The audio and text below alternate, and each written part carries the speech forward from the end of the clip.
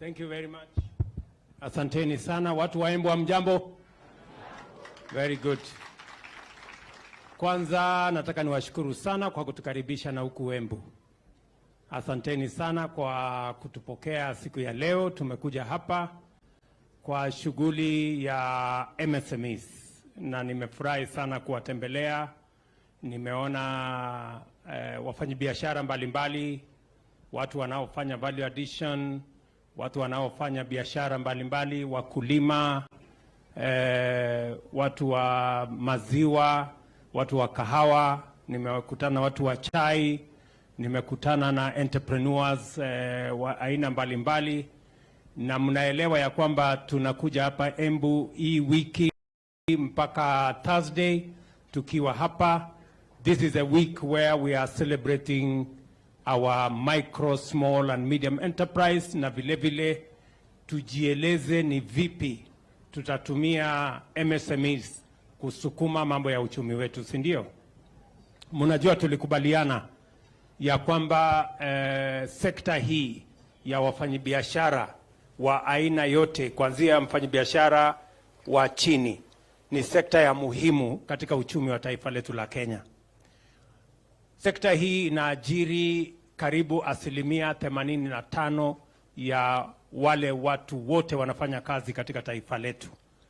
85% of all employment is around our micro and small enterprises.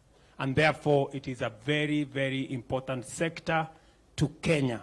It is an important sector to the economy of the Republic of Kenya. And therefore it is a very important sector to the government of Kenya and the people of Kenya. Na ndio sababu hiyo theme ya mwaka huu ya celebration yetu ni MSMEs.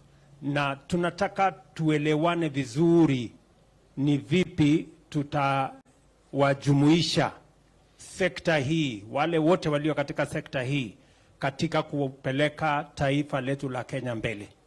Na ndio sababu hiyo wizara ambayo inahusika na idara zote ambazo ziko katika hiyo sekta, na pia county government yetu ya Embu pia wanaambatana na sisi katika harakati hii.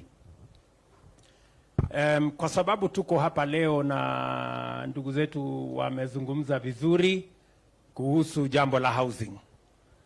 Kwanza ningependa kucontextualize, kwa sababu ni vizuri tuelewe ni sababu gani tunashughulika na yale mambo ambayo tunaamini ni ya muhimu.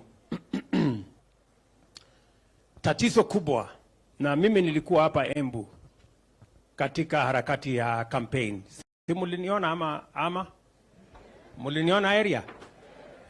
Nilikuwa area hapa.